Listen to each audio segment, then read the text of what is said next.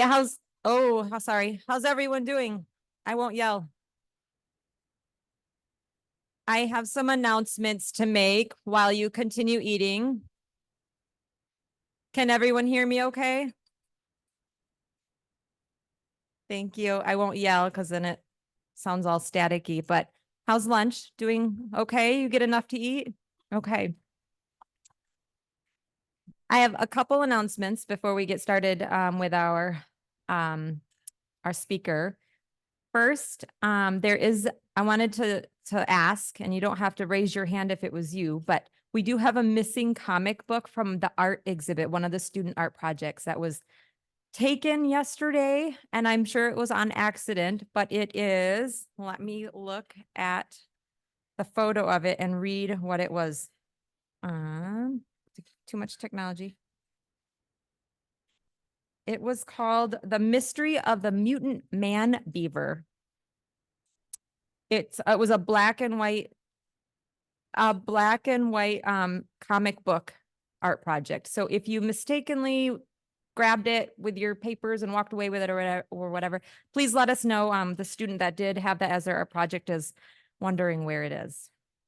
So that was one announcement. A couple other exciting announcements. We have Goose Chase that just closed. So those who are playing the Goose Chase app, they had downloaded the app and were playing Goose Chase. So it was a competition where you participated in missions for points, and there are prizes. So let me say what the prizes are before I announce the winners. Okay.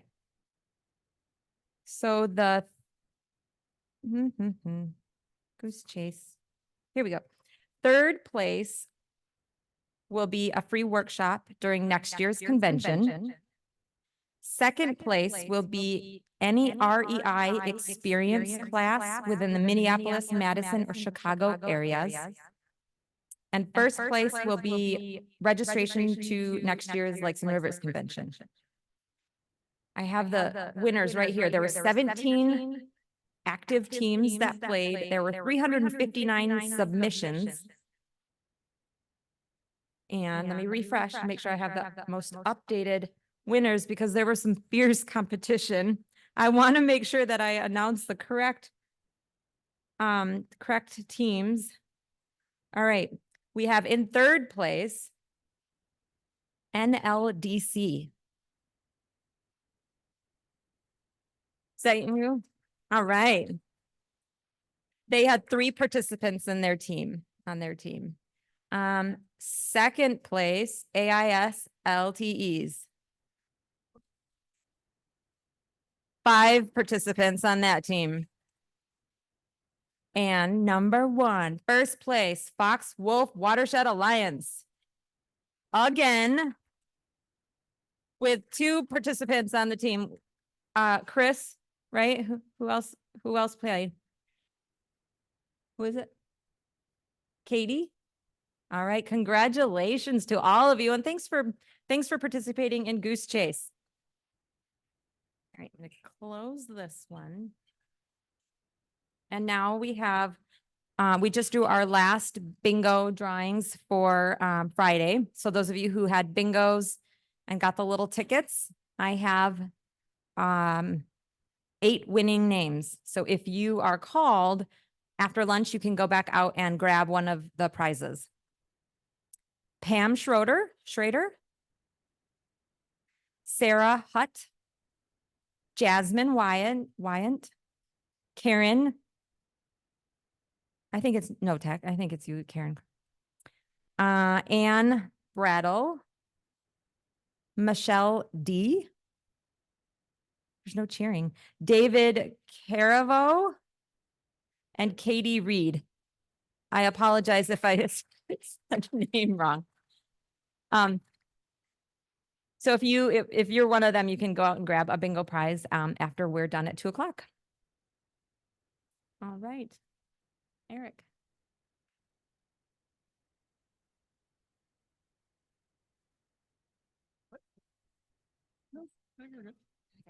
No, All right. Thank you, everybody. Thank you, Sarah. Hey, can we just give Sarah a round of applause for all the work she does organizing this?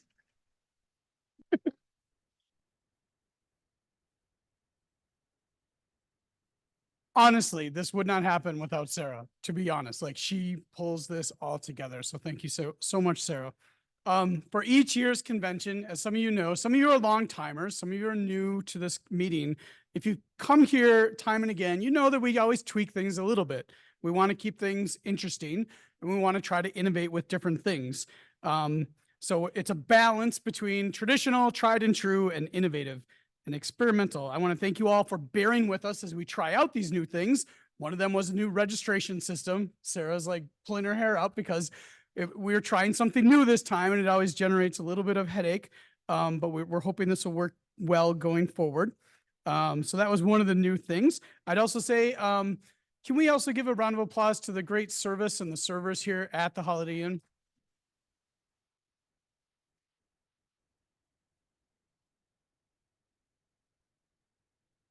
I don't think anybody goes into like the service industry or the hotel industry expecting to have to deal with a pandemic, but they had to do that and they pulled through. And it's great to see them coming back on their feet and they're really stepping it up this year in terms of the quality of the food. And I've heard lots of compliments. But please, another piece of that though too is that Sarah and I both appreciate your feedback. You all are going to get an email about evaluation, but you've also noticed maybe little QR codes all over the place. We're going to ask you to give us your feedback, and we in turn we deal with that feedback and we try to communicate it on to other people.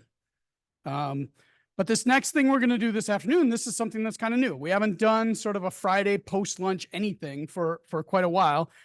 So I hope you'll kind of come along with us with the spirit of kind of innovation and experimenting. Another aspect of change too, though, has been the people who work behind and in front of the scenes really to make not only this event work, but the whole partnership work. Today marks the last day for one of our trusted employees, Maud the Marsh. Maud, are you in here? She's probably out there by the registration area. Maud LaMarche has worked here for quite a while, and she's done everything database and computer related for us for years now, almost 20 years. And she's just been another piece of the glue. This is her last day. She's retiring today. So you'll probably see her next year. She's pledged to come back and volunteer. So we're looking forward to that. You also may have noticed that Patrick Goggin was not here. Patrick is also happily retired. You may see him again in the future because he's taking on sort of a plant raising business up there in northern Wisconsin. So we expect to see him in the future. And Sandy Wickman was mentioned earlier that she's retired. She's retired from her UW position. We do expect her to be doing some work with the DNR. So she hasn't disappeared completely just yet, but she's no longer working as an extension employee. And of course, Carol Shaw, who was the Lakes and River Section Chief, also retired in between these conventions. So please join me in giving a round of applause to all these tremendous retirees.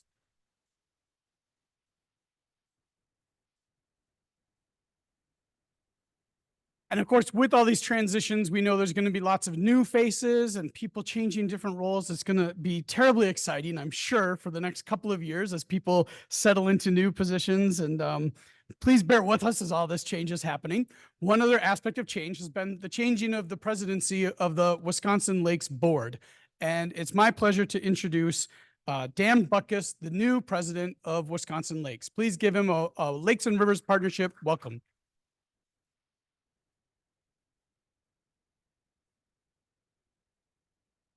Thank you, Eric. I have a script, believe it or not. But before I get on script, I'm going to go off script. I want to thank, I don't know if Kathy Erickson is in the audience this afternoon for lunch. She is our past president of Wisconsin Lakes. She stepped down from that position this past fall, but she remains on our board. She just decided that after 6 years, let somebody else do it. And the board decided it was me. So this is my first time up here for this, so bear with me. Our organization, Wisconsin Lakes, has its roots in this gathering.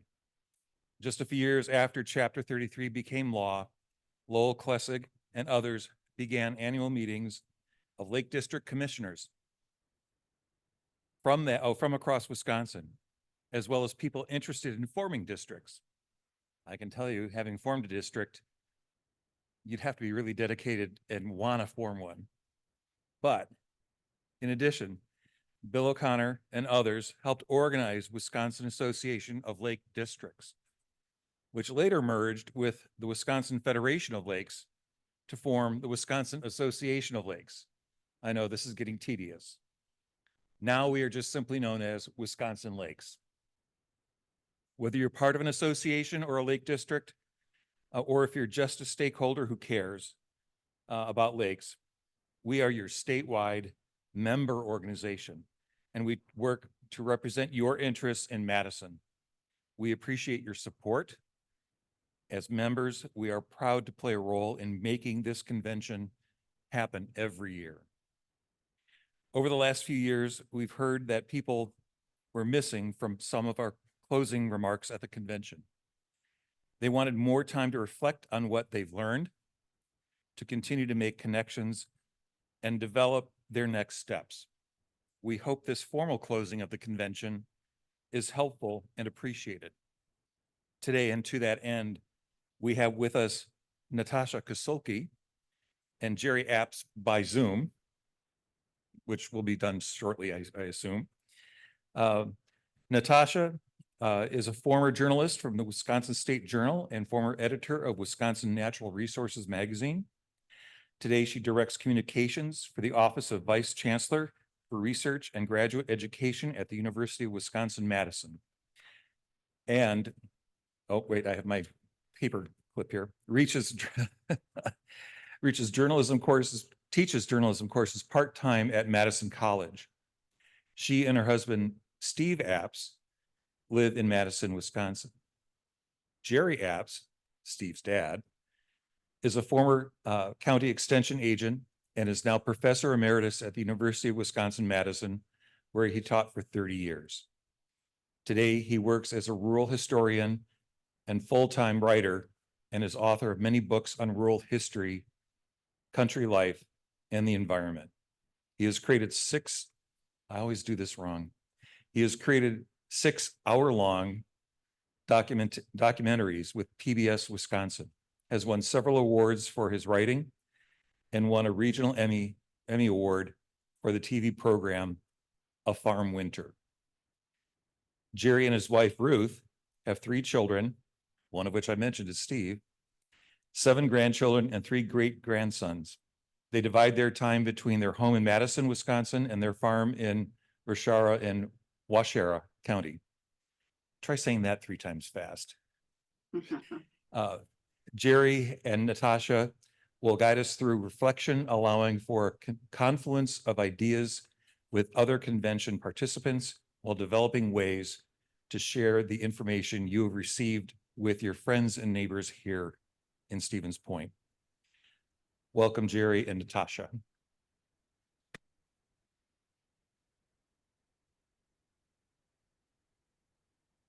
Can't start your video.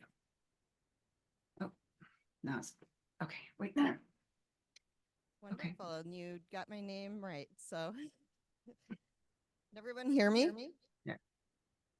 All right, thank you. We're gonna have our PowerPoint come up in a minute.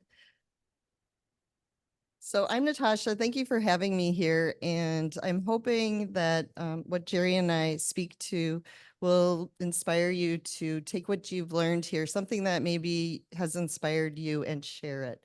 That our goal is we don't keep what we learn to ourselves. At the UW-Madison, we call it the Wisconsin idea, that we take what we've learned and we share it. We used to say with Wisconsin, but now the world. And so I'm really happy to be here. And when we were invited, I said, those are my people. Like, that's my tribe. I worked at DNR, I work with Extension, and we like to play on lakes. And I grew up fishing on Green Lake with my grandfather. So today we're going to talk about what you can do when you leave here in the next year that matters. And that's really important to Jerry and I. And Jerry will be joining us by Zoom. It's true, I married into the Apps family, and I guess when you do that, you have to write a book. So Jerry and I, there we go. Actually, last year around Earth Day, and Earth Day is coming up next week, we launched my first book, and for Jerry, it's probably number 60. planting an idea, critical and creative thinking about environmental issues. And so we're going to use some of our key points from that book and then give you some takeaways. And you're going to have a little exercise, and it's not going to be very painful. So hopefully you're friends with people at your table.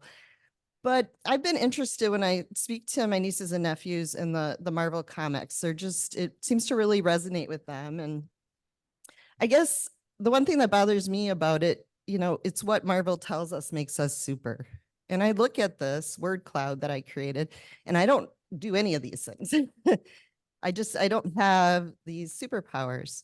And it got me thinking that maybe, and you know, this is a waters, rivers, and lakes conference. So I was thinking about Aquaman. If anyone's seen it, he communicates with marine life. He breathes underwater. Again, two things I can't do. And then I thought, but what if these were our superpowers? Like things we actually do. And I feel like I've been a journalist. I've never found someone who didn't have an excellent story, who didn't have a gift, who wasn't newsworthy. And so I want to ask, you know, where do you have influence in your life? What is your superpower, and what can you do to take your superpower and do some good? So it's kind of hot in here.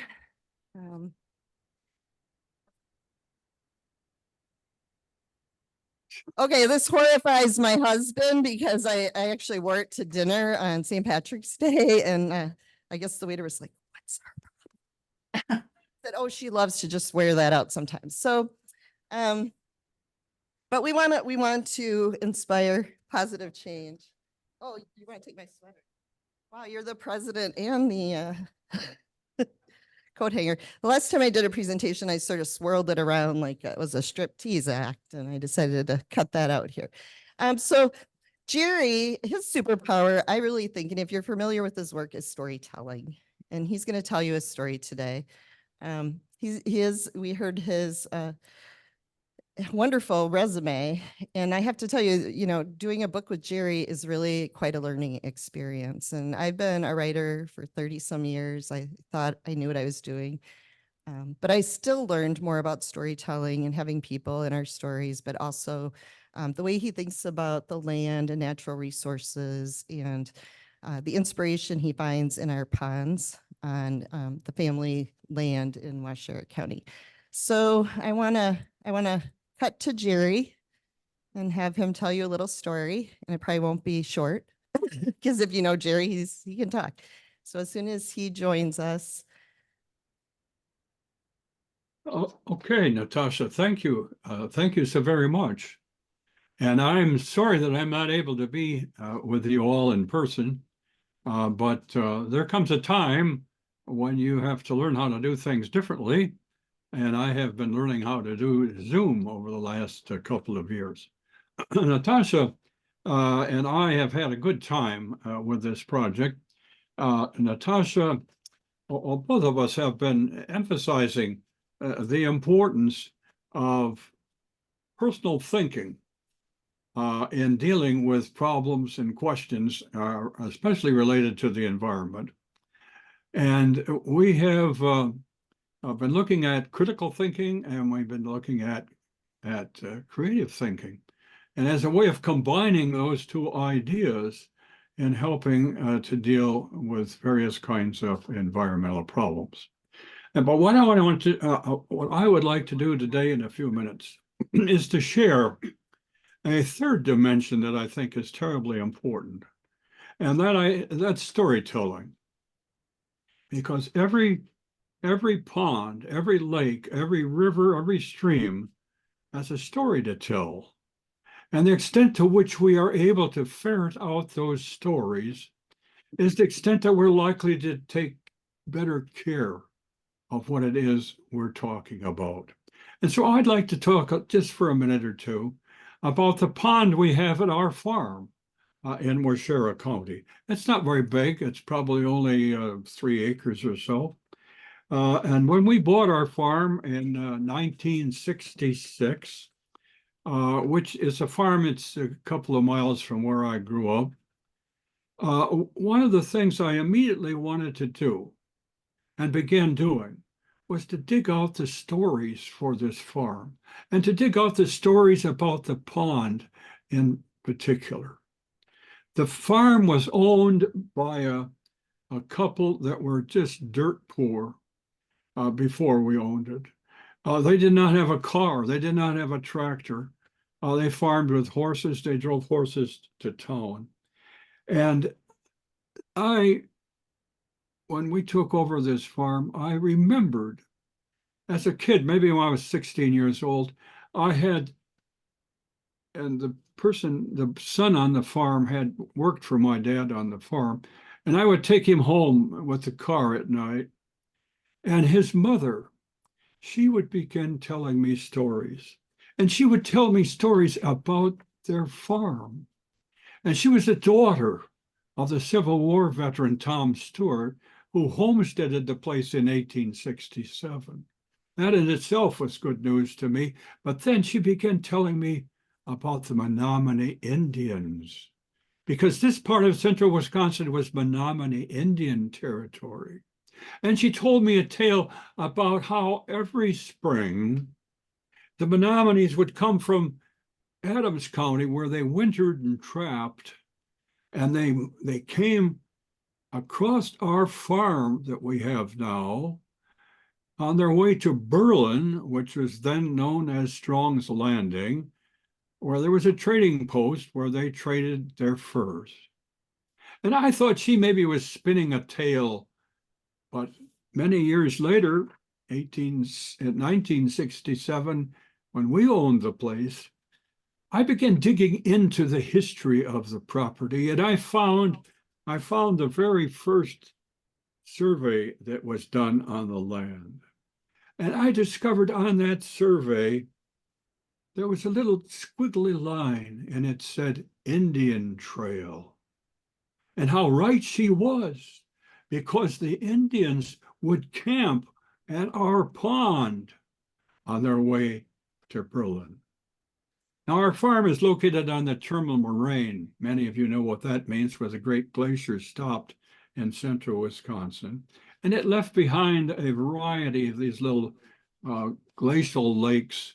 They had neither inlets or outlets, and we could call them aquifer lakes. They went up and down as the water table went up and down.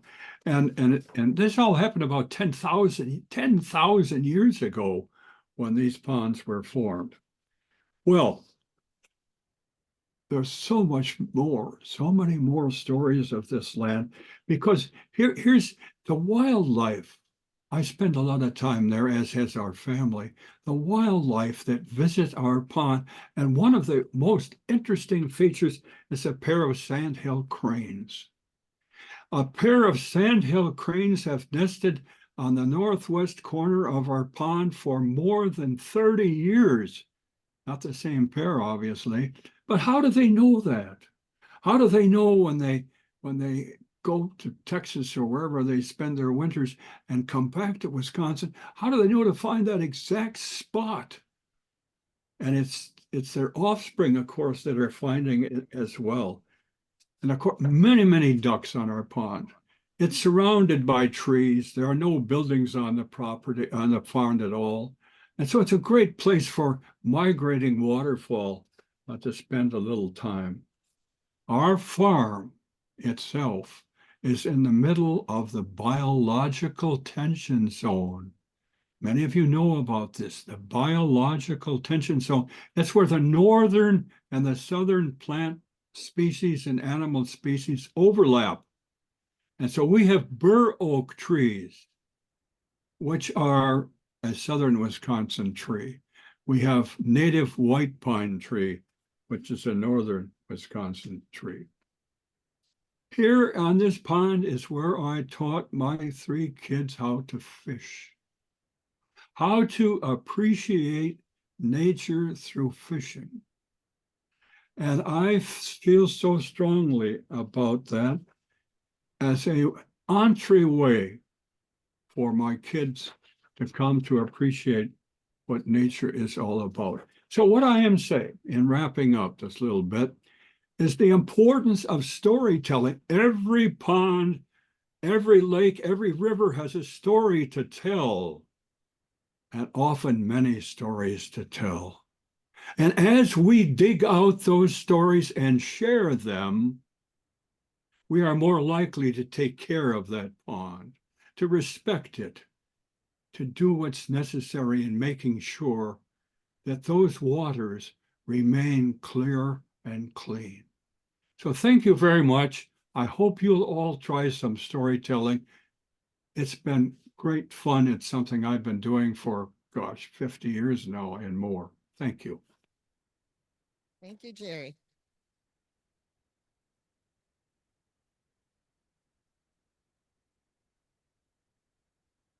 So storytelling, I think he kind of nailed it there, right? He's a lot of experience. And I think the important part there about learning the history, and we learn from the past, but we also look to the future. And so I hope that's something that we can do today. So, you know, Jerry, he's going to be 90 this July. So happy birthday early, Jerry. And he still gets up to the farm, and a lot of it's a very reflective time for him. And he has done an amazing job with his grandchildren. And one is a biomedical engineer and another is an environmental lawyer. I mean, it was very impactful, even for this younger generation. So we'll hear more from Jerry at our closing. My superpower, I think, is I love gardening, and I write things. And or as my boss says, just whip that out for me. And it's obviously not that easy. I'm a former journalist. I was the editor of Wisconsin Natural Resources Magazine. I'm happy to see Wisconsin Green Fire listed as a sponsor. I'm also a member and on the communications team. And I am a former member of the Bionic Woman fan club. If anyone remembered Lindsay Wagner, and I had the doll and her skin rolled up and you could see all of her bionic materials. And, you know, this other piece here, I love my dogs. And so it got me thinking about my superpowers. And I think I would like to know that I do more than just write things. But so we wrote this book. And we are both very concerned about our complex environmental problems. And as we're all aware, the extreme political polarization that we're experiencing. And Jerry and I were talking about, you know, it's a lot of these environmental issues should concern everyone. And we want to do something about it. So when he and I sit down after farm work, we have a prairie we're restoring. It's a lot of work to do on the property, invasive species removal. We often talk about things that we would like to see changed, and then what can we do about it? And sometimes it feels overwhelming. These are huge issues, and I like, well, what can I do to make a difference? And so we saw the connection between the air, water, land, people, and plants, and we argued these are global issues. And sometimes it starts at home and the things we can do, but also learning from others around the world. And that we focused on critical and creative thinking as a way to help solve our problems.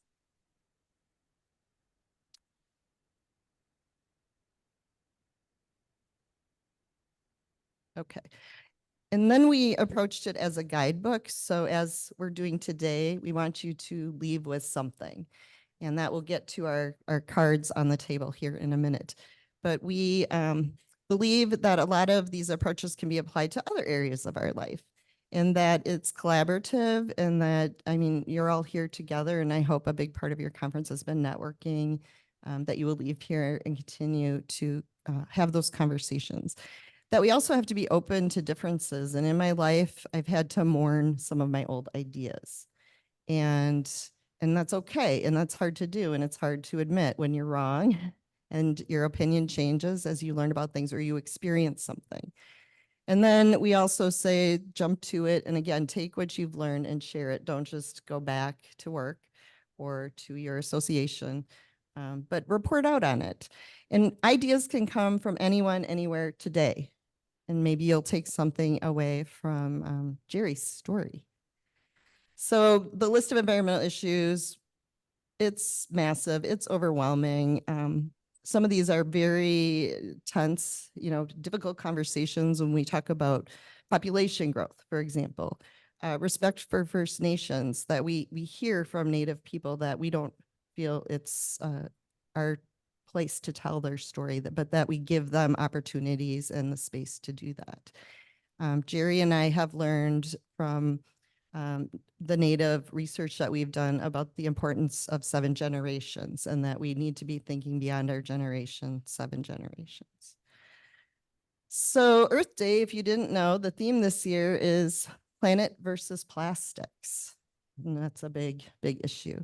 So I'll tell you one of the pledges I have when I walk a lot. I love to walk. I love to walk on campus. We live not a terribly long walk from Lake Mendota in Madison, which is one of the most studied lakes in the world. And the Center for Limnology is there. And I'm going to take my bag with me, my recycled bag, and I'm going to pick up things. I'm going to pick up plastic. I'm not going to let it go in the lake. I mean, that's one small thing I can do. I'm walking anyways. So I think if we think about just our daily lives and our activities, how we can be impactful. We talk about identifying the problem and what's the question. So when I teach, I teach sometimes English classes, English 1 and 2, and we teach them, you have to have a thesis. What is your research question? So reminding myself, because I learn a lot from my students every semester, is to do that. And what are the important questions? And then gathering information from reliable sources. And if you've heard of this thing called AI, it's going to change everything. And I'm trying to become an expert in AI, and it is changing so quickly. And we have stations now that are, their news is AI. We have an avatar delivering AI. It's not a real person. I recently showed my class a broadcast, and I said, do you think this is real or not? Or what parts of it are real or not? And still, when you hear that audio, it's real flat. It doesn't have that human emotional range. But there is something sort of sketchy, right, about the outline of the person. And so it's still not quite there. But what's really scary is they're scraping the internet and they're pulling from all sources, and they're not necessarily good ones. And they're not citing. And if you're an author, you're like, oh my God, there's my stuff. And it's being used in a way I never intended it. And so I have a lot of concerns about it. Do I use it? Sure. I've used it to write rubrics. I've used it to write letters of recommendation, or at least get me started, because if you're a writer, you're probably a procrastinator at heart, and that's why you need deadlines. So I think that's really interesting, and I think a lot about reliable sources, and I challenge my students. There was a time when I said, no Wikipedia. And now I'm like, okay, Wikipedia, but what does it say at the bottom? Where are the sources? Now go to the primary source. Or better yet, do your own research. Tell your own story. Interview people. Be a witness to things. So reliable sources, I think, is really key when we're having these discussions. And then whenever I talk to someone who I feel has a different viewpoint, rather than just challenging them on that right away, I like to ask, where did you hear that? Where do you get your information from? And so getting to those sources and analyzing it, and then really critical, seeking diverse voices. Then how do you know what you know? And you can think about, Jerry talked about, he grew up on a farm, and these are his parents. And why do you believe what you do? And what do you know? How do you know it? I think is really important. I grew up, my parents were not, I never remembered them reading a newspaper or a book or anything. But I had a grandmother who kept a journal every day. And when I would visit her, she would always read to me, well, a year ago, this is what was happening, or 5 years ago. And I loved that.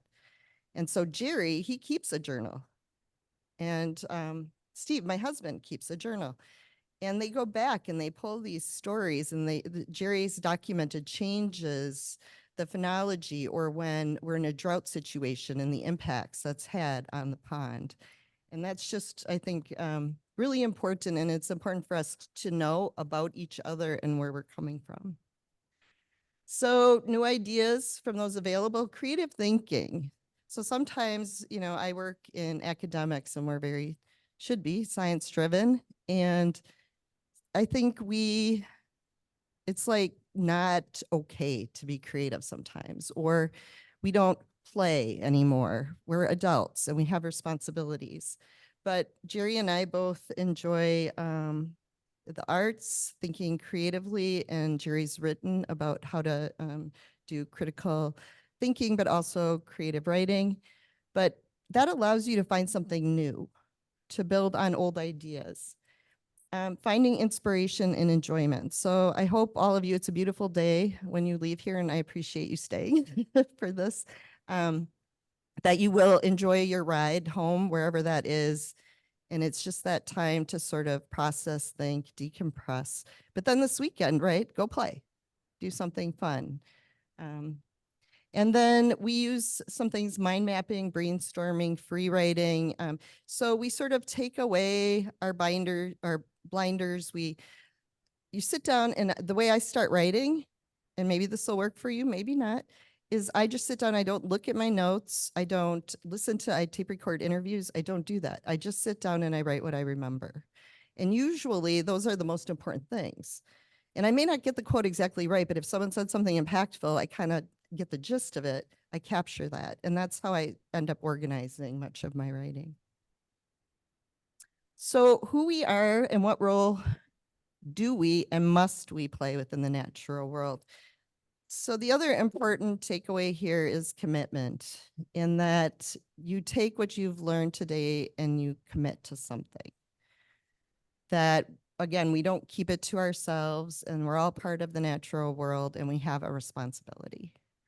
So action steps, we have to agree that what we're doing isn't working. There are that huge list of environmental problems. If you watch the natural disasters, in last year in Wisconsin, when we couldn't go outside because of the wildfires in the north, that's a real problem. And it's okay to grieve those old opinions and to admit you're not right. And maybe you do that with a spouse all the time, but one size does not fit all. And so your communities are different sizes. They may have local issues. You have your own constituents, and you do have to consider those. And then we say silos have a place in farming, but not in thinking. So we like to talk about interdisciplinary. Finding affordable solutions, we cannot disregard economics is important. Funding projects is sometimes where we spend most of our time, not doing the projects we love, but writing grants and knocking on doors. And considering the impacts of our decisions on those next generations. And then we want you to play. We say get dirty, or in your case, get wet. Mother Teresa, I alone cannot change the world, but I can cast a stone across the waters to create many ripples. How many of you skip stones? I'm terrible at it. I did have the world record for stone skipping, if you want to try to break that. It was actually 88. The cast was achieved in 2013 at the Red Bridge in Pennsylvania. So Guinness Book of World Records, maybe one of you want to pledge to break that. 88. So what I believe she's saying here is every act, no matter how small, can create positive change in lives. The starfish story. I'll give you a minute. Hopefully you can read it. Lauren Isley is a favorite writer of mine.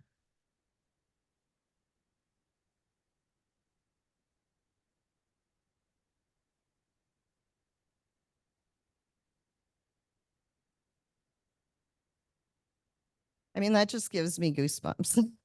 I actually experienced this. I don't travel as much as I might like to, but I was in the Carolinas with a friend a couple years ago, and sand dollars were washing up on shore. And being from Wisconsin, I was like, whoa, this is so cool, amazing. I'm going to pick them all up. And I started gathering them, and she came out. We had this exact experience where I was like, those are alive. No, they're not. And she said, they are. You should be throwing them back. And I didn't know about this story when she said this. And then recently I saw it and I lived it. And she was like, to that one makes a real difference. And so even if what you do here today is you meet one person who you can connect with, you get one great idea for a project or a grant or a partnership, or you decide you want to write a book, you want to tell your story, you're going to research your natural resources. You're gonna take a kid fishing. You're gonna go to a park, a beach cleanup. There's a lot of things you can do. You can write an op-ed. You can contact your legislator and you can offer to speak at a school. You're all well informed and you have stories to tell. And if you reach one young person, that's really important today. So we have a group activity. Hopefully you like the people at your table. We want you to take just a couple of minutes to reflect on what is your superpower. Maybe you can see through walls and that's okay. We won't judge you. Maybe you can fly, without a plane.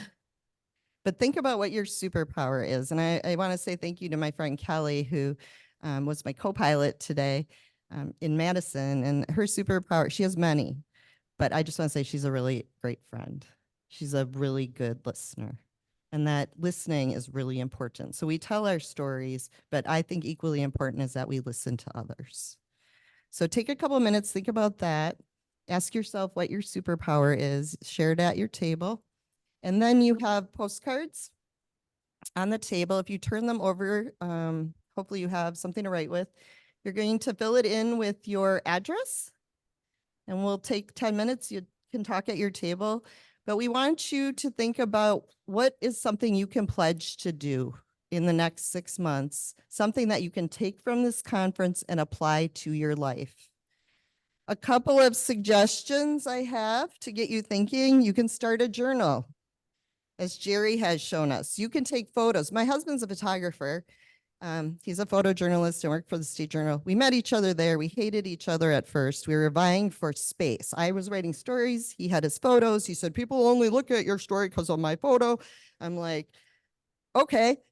And then I left, and then I realized we were actually a pretty good team. So he takes photos, and he's done a lot for Jerry's book. But photography, video, people, I've seen amazing underwater GoPro, invasive species removal, take a child, teen, a senior, take them fishing, swimming, kayaking, write your legislators, work with your city council, write an op-ed, donate to a cause that's important to you. If it's something you can't physically do, maybe you can donate. Paint, draw, and write poetry, something I cannot do. No Mow May is coming up. If you don't do that, we do. At first, it was sort of, I think, weird to our neighbors. Well, they're lazy. They're not cutting their lawn. And then we kind of had to walk around and explain that the pollinators were emerging and they need something to fuel themselves. And so I think it was harder for my husband than me, but we had made the decision we were going to join No Mow May. And now some of our other neighbors are participating, and it's very exciting to see, but also to avoid herbicide, pesticide applications and putting your leaves out in the middle of the road when it's going to wash into the lake. Take a shorter shower. That can be really hard for some. Turning off the water when you brush your teeth and shower. It's a little thing you can do, right? But conserving water is super important. Yeah. And then my last one before you get together here is share a bath or shower. Yes, I said that. Share a bath or shower, but don't do it here. Save that for when you go home. Again, you want to take something away from this and share it. But in California, they did that in the 1970s, right? When they had a water crisis.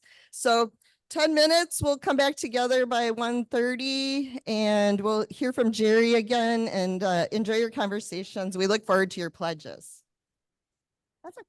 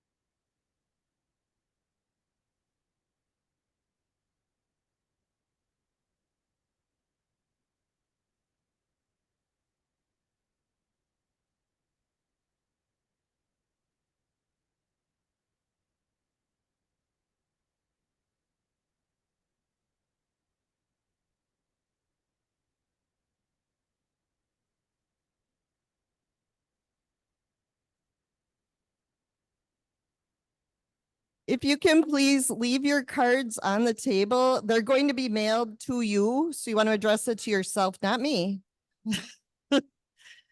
Well, I love to see what everybody's writing. Just make sure you fill it out. And in about 6 months, you're going to get a friendly reminder in your postcard.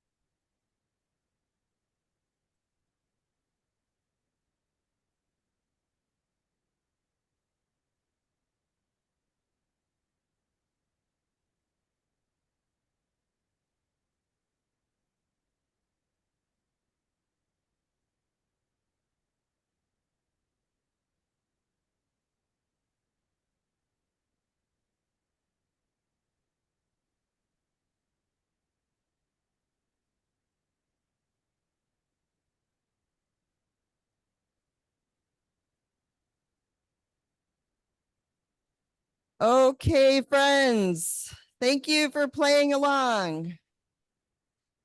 So we're looking forward to seeing what you've pledged. I just had a very nice conversation with Chris McCann. So I want to thank our veterans who are here today too. He shared that with me. Okay. So you're going to leave your cards on the table.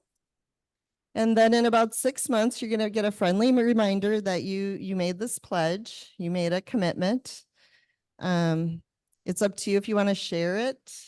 Hopefully you've had good conversations at your table. Okay.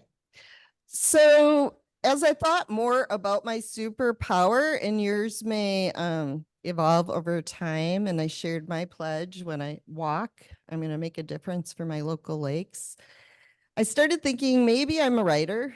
People say you're a writer, you whip things out, which means now I think I'm a writer. I dream while I'm awake. And so you can think about that and what that means. For me, I want to be relevant. I want my writing to have purpose.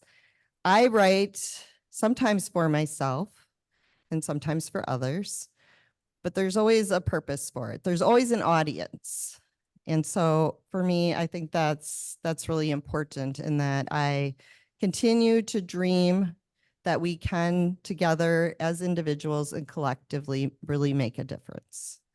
And so I hope you will join me in that. And some of you may be writers, or maybe you don't know you are, but you might want to try journaling and you may find you are.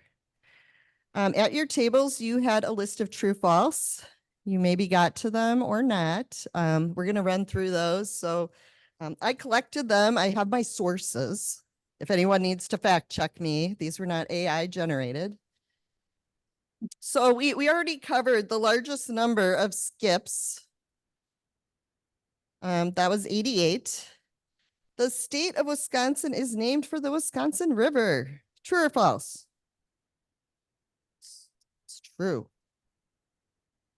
Wisconsin is an English spelling of a French version of a Miami Indian name for the Wisconsin River.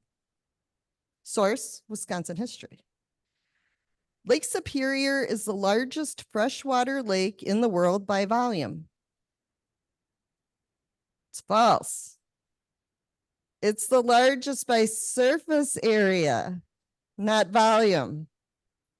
So words matter, right? That little bit. The most studied lake in the world is Lake Mendota in Madison. That's true.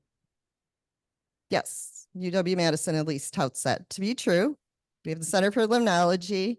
When I was at the DNR, we sent a bunch of people to Russia because Lake Baikal is also very widely studied. But Lake Mendota, the largest, or Wisconsin's highest waterfall is Big Manitou Falls. It's true. It's 165 feet and is at Madison State Park, and that source is Travel Wisconsin. So it came from Wisconsin Department of Tourism.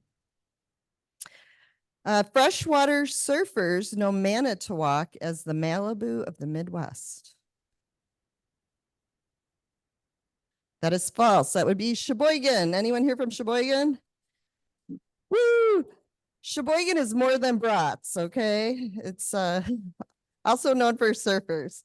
So if you've done the surfing, I would love to talk to you. I find it fascinating, and it's certainly, I know we're cheeseheads and we take pride in that, but I also advocate Wisconsin's more than that too. And as Jerry will tell you, the land is more than dirt, right? And water is more than wet. There's a lot more to us. And I think we're all ambassadors for that. And again, take what you have learned here, what has inspired you, your superpowers, and share those with others. Be inspiring, but remember to play. So we're going to wrap up with Jerry in a minute. I do want to thank our publisher, Fulcrum, our conference hosts, especially Amy and Eric and Sarah, who are wonderful in meeting with me, all of you for participating, and our superheroes. from around the world. Okay, we're gonna go to Jerry now. He's going to leave you with some inspiring comments. Remember, some of you have sessions after this, and I will stick around. We can take some questions before I completely log off. We're happy to do that as well. And then stay connected. Jerry has a website. And again, he's got several other books coming out. He has a wonderful book with his daughter on depression era cooking. And they have several gardening books and one-room schoolhouses. So we're back to Jerry. All right, Professor. Okay, Natasha. I have been associated with water for almost 90 years.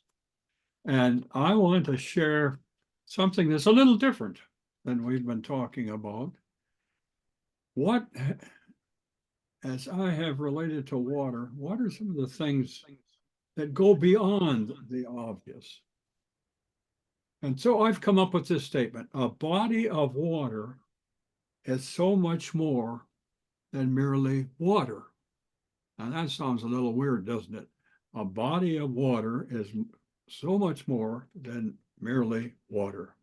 Example, when my father died in 1994, he loved this pond. He loved fishing. He loved lakes. He loved rivers. And I sat on the bank of my pond, just sat there, grieving for an hour or more. During the years I was an administrator at the university, and I spent 10 years doing that, the pond at my farm was my psychiatrist. I would come out to the farm and I was tense. I was all wrapped up with budget problems and interpersonal relationships and all that kind of stuff. And I would sit by the pond and I would relax. And I would listen to the bullfrogs. And I would watch the sandhill cranes. And I would feel better. And when I get stuck with my writing, and that happens more than you could imagine, I could sit by my pond. It's a creative place. And if you want to check that, there is even some evidence to show that sitting by a body of water is an enhancement to creativity. I find that kind of interesting. So to conclude, never forget, a body of water is so much more than merely water. Thank you so much for listening. Good luck to all of you. We have a wonderful, wonderful water history in this state, and we must take care of it. So thank you so much. Stay on for a minute. Okay. Jerry, if you can hang out for a minute, if we have any questions or if anyone wanted to share their pledge or superpower. Anyone want to tell me I'm full of beans? I hear that. Anyone want to tell Jerry he's full of beans? Sometimes he is, believe me. Yes. Jerry, does the pond have a name? Does the pond have a name? It does not. It's pond. I have two ponds, pond 1 and pond 2. The farm has a name. True.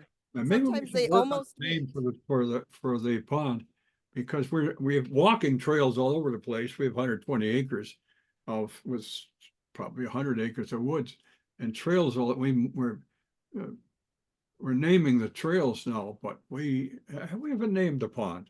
It's the pond. Yeah. Jerry, do you want to talk a little bit about the challenges in invasive species? I can't hear you, Natasha. I'll tell me.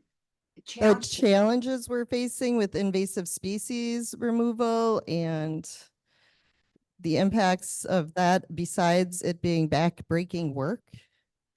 I didn't hear the beginning of what you said. Invasive species at the farm. Invasive species. Oh, invasive species at the farm. terrible problem. And we've been working on it. We've been there since 1966, and invasive species have been a problem since we arrived there. One of the first ones that we had to deal with was black locust. And people say, how can black locust be an invasive species? But what happened was the Soil Conservation Service was advocating the planting of locusts in gullies to stop erosion, and it did stop erosion. But the black locust trees decided not to just stay in the gullies, but to march out. And so we had acres of them, and we've cut them off. Then we have all kinds of other things that we're working on. Right now, we've got to do something with and my mind is blanking right now. Buckthorn. Natasha, you know it. Anyway, we've gotten a grant to help control. What is it? Buckthorn. Buckthorn. Why can't I think of buckthorn? I should think of deer first. Buckthorn is terrible on our farm. We have acres of it. And I one time went I Googled how to control buckthorn, and this chap answered me, nothing to it. He said, all you do is you cut it off at the ground, and then you put a plastic bag over the stump. And I suggested to him that I have 40 acres. How many plastic bags would it take to cover 40 acres of buckthorn? And that was the end of that conversation. But I'm working with a professional forester, and we are trying to get rid of some of the buckthorn, which it's in central Wisconsin especially, it is just a menace. And it's a strange, it's most, if you may know the history of it, it came out, it was in the nurseries had them at the beginning. So they grow well and they're kind of attractive, but birds eat the berries and plant the seeds all over the place. And that's why we have an invasive problem. And they're the first to come leaf out spring, last to leaf out in the fall. So they're terribly competitive, especially with any new undergrowth. And of course, as I mentioned, we have about 100 acres of forest land. And in our hardwood section, we have about 60 acres of hardwood. It's just a real problem. And we've been working on it for years, and now we're going to work on it some more this year. Those are the two main ones that give us trouble. We kind of ignore some of the other ones. Interesting enough, Scotch pine is another invasive, and we try to keep that out of our prairie, and that's easily done. Just saw it off. But so those are three of the problems, but the buckthorn's the biggest one. Project that we're working on, it's been many years, is our prairie restoration. And that's an important piece of the farm, and it's been a great learning tool. And something that we take a lot of pride in is we have the Karner blue butterfly, which is a federally endangered species on the farm. And it's interesting because the caterpillars only feed on lupin. And so it shows the connections, right? No lupin, no Karner blues. And so we were scattering pods, and they bloom twice for us, and they're incredibly beautiful. And something we take great pride in. And my husband, who's a photographer, he was just adamant he was going to get a picture of this blue butterfly. And he's very tall, and he would get down in the lupin and take pictures, and he would, I got it. I think I got it. Do you know how many little blue butterflies there are? There's a lot of them. And he would send it to the DNR, and they would look at it, and that's not a Karner blue. And then he'd go back out. And so we're monitoring, when the lupin are blooming and when the Karner blues are out there. And he did this, I don't know, maybe a couple of years trying to get the Karner blue. And then one day he sent it in, and they said, that's it. And it was super exciting. And he's sold it to textbooks. So we love it. Every time they update a textbook, he gets a check. We have 2 or 3 acres. But I think, Jerry, right, that's another. I was going to say we have 2 to 3 acres of lupin, so that's one of the treats at the farm. We also have monarch butterflies. Oh, by some years, I've counted as many as 100 of them on milkweed, and I'm so pleased that we're able to do that. So there are all kinds of things. We have upland, we have probably, I don't know, 5-6 acres of marshland around, in and around these ponds. And that has its special ecology. And the upland has its, so it's a wonderful nature place for anyone interested in a variety and a great variety of plants and animals that one can find on a piece of land.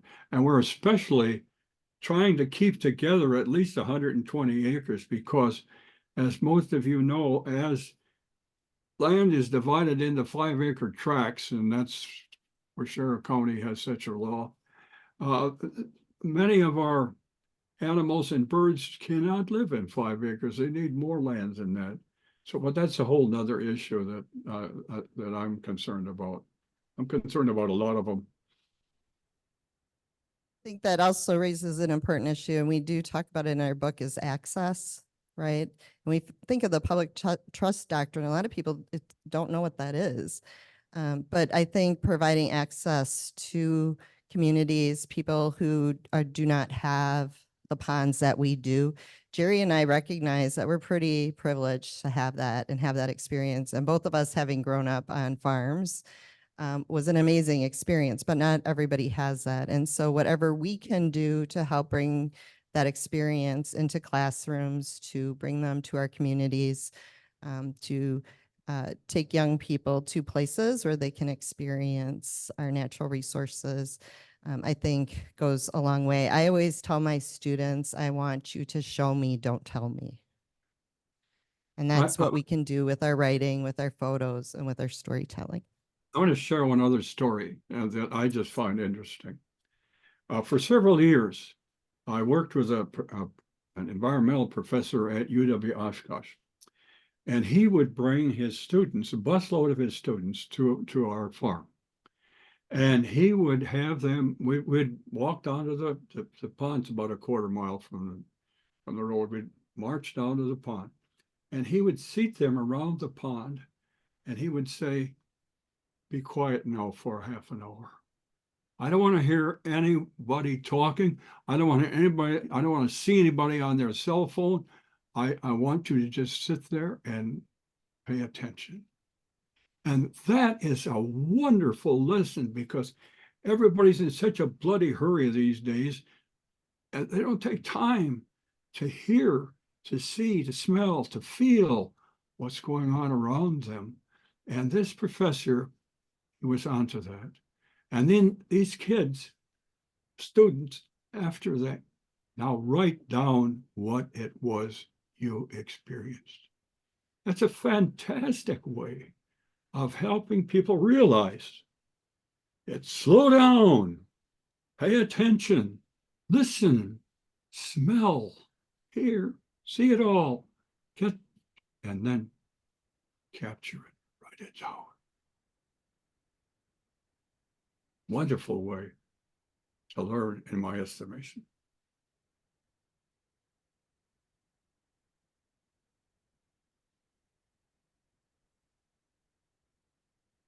Okay, Anybody? thank you all so much. I hope you've thought about your own stories and what you're going to take away and found some inspiration. And I'm really glad that Jerry had the opportunity to join us today. He's certainly a Wisconsin treasure and an amazing teacher, and he's an okay father-in-law.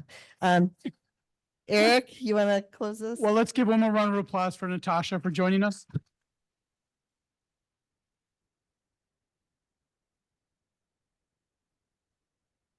And thank you to Jerry too for zooming in. There is still room in the afternoon workshops. If you hadn't signed up for one and you kind of want to stick around and find out what we're up to, you still can join us. You can still register. I also want to thank all of you for joining us. Obviously, you're the ones that make this possible. We already have dates for 2025. And if you do what was just recommended, what Jerry was saying, go out and write down some things, bring it back next year because our theme is the power of words working for our waters. And so we're going to have, I think, a number of different authors and different people who use words to persuade people to take actions. joining us. And this is going to be late March next year, March 26th to 28th. And we'll also be emailing you again about evaluations and other follow-up information. But the next workshops are going to start in just a few minutes. And if you're on the road, please travel safely. And thank you for coming to the 2024 Lakes and Rivers Partnership Convention. All right.